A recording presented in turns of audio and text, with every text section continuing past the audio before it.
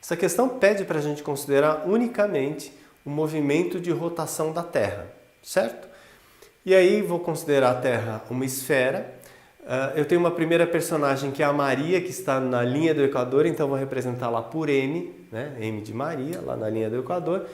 Ela tira uma selfie, tira uma foto e manda para o namorado que está numa outra posição da Terra, no mesmo meridiano, a 60 graus. Então N de namorado a 60 graus, tá aí. Ótimo. A primeira pergunta aí do item A é, em relação somente a esse movimento de rotação, qual é a velocidade de Maria? Olha só que simples. Bom, primeiro, a gente tem que saber que a trajetória é uma trajetória circular da Maria, não é isso? Ela vai girar, ela está no Equador, vai girar uma circunferência aí. Mesma coisa vai acontecer com o namorado, olha lá, outra circunferência. Mas nesse momento eu só quero saber da Maria. Então, é uma trajetória circular e você sabe que a Terra gira sempre com a mesma velocidade escalar, não é isso? Então, nós chamamos esse movimento de movimento circular uniforme. Tá aí. Então, eu sei que é uma trajetória circular e com velocidade escalar constante. Para eu descobrir a velocidade sempre que é movimento uniforme, a primeira coisa que eu tenho que lembrar, definição, né? Velocidade é variação de espaço pela variação de tempo, não é? A rapidez com que ele se desloca. Nesse caso do movimento circular, olha o que eu posso fazer. Eu sei que a Terra dá uma volta completa em 24 horas, não é isso? É o período. E eu posso fazer isso. Então, no lugar do ΔT, eu posso colocar o período da Terra, o período de rotação. Só que se eu coloco o período no lugar do ΔT, a distância que a pessoa vai percorrer vai ser a circunferência, não é isso?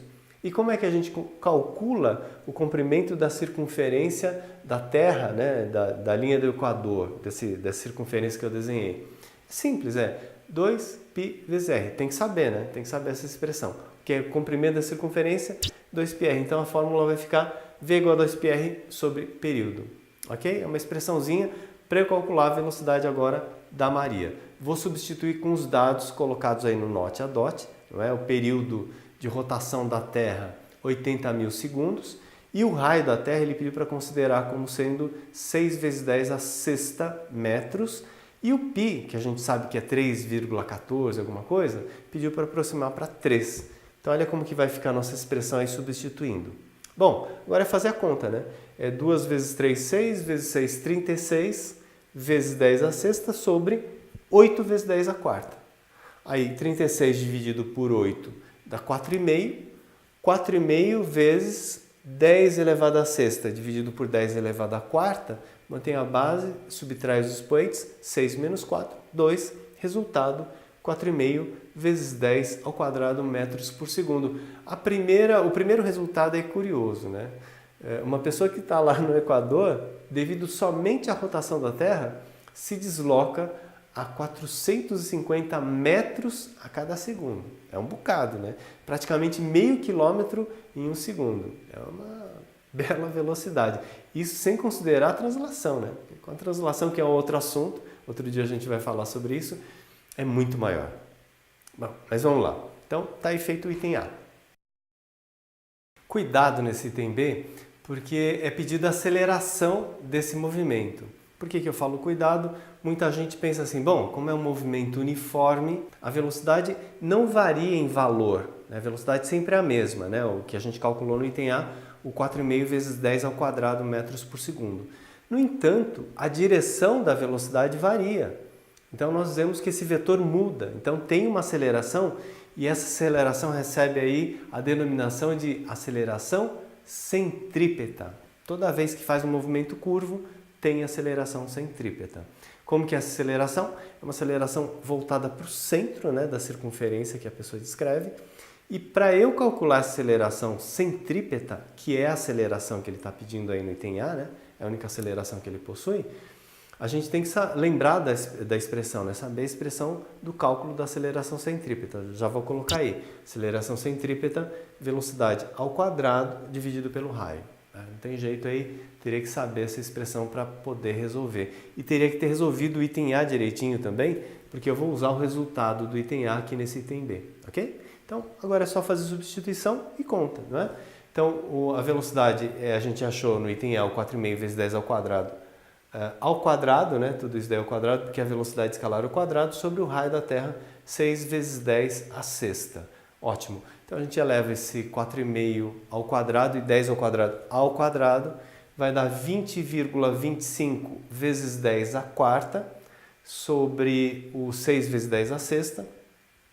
E o 20,25 dividido por 6 vai dar aproximadamente 3,4. E aí na hora que eu faço a divisão de exponenciais de mesma base, mantenho a base, subtrai os expoentes, 6,4 vezes 10 elevado a menos 2 metros por segundo ao quadrado. Essa aceleração centrípeta, que é a aceleração total do movimento da Maria, a única aceleração que ela possui. Ok? Isso aí. Nesse item C é pedido para a gente a velocidade do namorado da Maria. Muita gente fala assim, pô, mas eles estão girando juntos, mas dê uma olhada que o raio da circunferência que o namorado descreve é um raio menor. Então a velocidade deve ser diferente. Bom, aí eu vou ter que usar um pouco da geometria, porque para calcular a velocidade do namorado dela, eu vou usar a mesma expressão que eu deduzi lá para Maria, né? V igual a 2πr sobre período, vem do ΔS sobre ΔT, certo? Bom, eu preciso descobrir o raio que ele descreve, não é? O raio daquela trajetória. E aí, usando a geometria, eu vou olhar para aquele triângulo que eu vou pintar agora, tá vendo? Então, é um triângulo retângulo, certo? Eu quero descobrir um dos catetos, que é o R'. A hipotenusa do triângulo retângulo é o R', o raio da Terra, certo? Porque a Terra eu estou considerando como uma esfera, então a hipotenusa é o raio.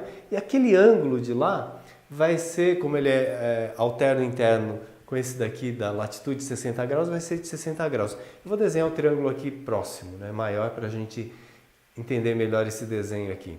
Então, eu quero descobrir um dos catetos. Eu tenho o ângulo, o cateto adjacente aos 60 graus, e eu tenho a hipotenusa, que é o raio da Terra, foi dado no note a dot. Hipotenusa, cateto adjacente e o ângulo. Você tem que lembrar de cosseno, então tá aí. Cosseno, cateto adjacente sobre hipotenusa, certo?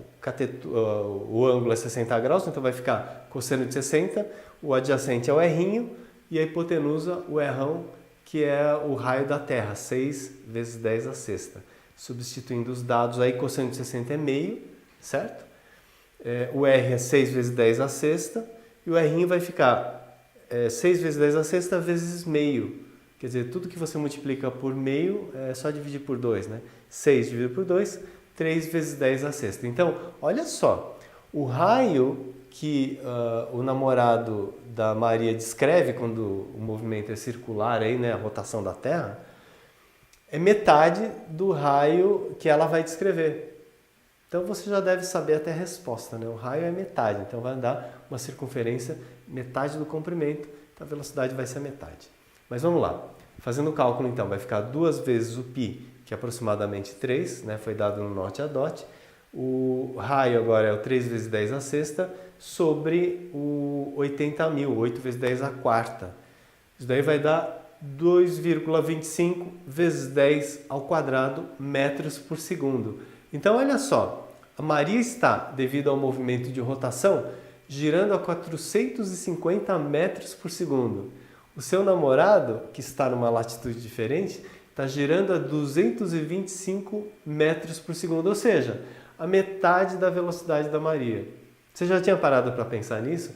Que as pessoas que estão ao redor do globo, devido à rotação somente da Terra, giram em velocidades diferentes. Nesse caso aqui ele está girando uma velocidade que é metade da namorada. Interessante, né? Finalmente, nesse item D, é pedido para a gente calcular o ângulo entre as direções das acelerações dos dois, né? Da Maria e do seu namorado. No item A eu já tinha dito para você que a aceleração que ela possui devido ao movimento circular uniforme é centrípeta, e o nome diz, né? Centrípeta aponta para o centro. Vou desenhar aí. Para Maria, a aceleração centrípeta é um vetorzinho que parte dela, né, no caso, e aponta para o centro da trajetória. Mesma coisa acontece com o namorado. Então, embora o namorado esteja numa circunferência menor, né, de raio errinho, com uma velocidade menor, é um movimento circular uniforme. Então a aceleração que o namorado também possui é uma aceleração centrípeta. Vou desenhar aí também. Então agora está fácil, né? Qual é o ângulo formado entre as direções desses dois vetores, dessas duas flechas aí? Bom, são duas flechas paralelas, não é isso? Então nós dizemos aí que o ângulo entre essas direções é zero. Então está resolvida a questão. Tenho certeza que você resolve, fazendo o desenho, né? Você resolve tranquilamente. Ok? É certo.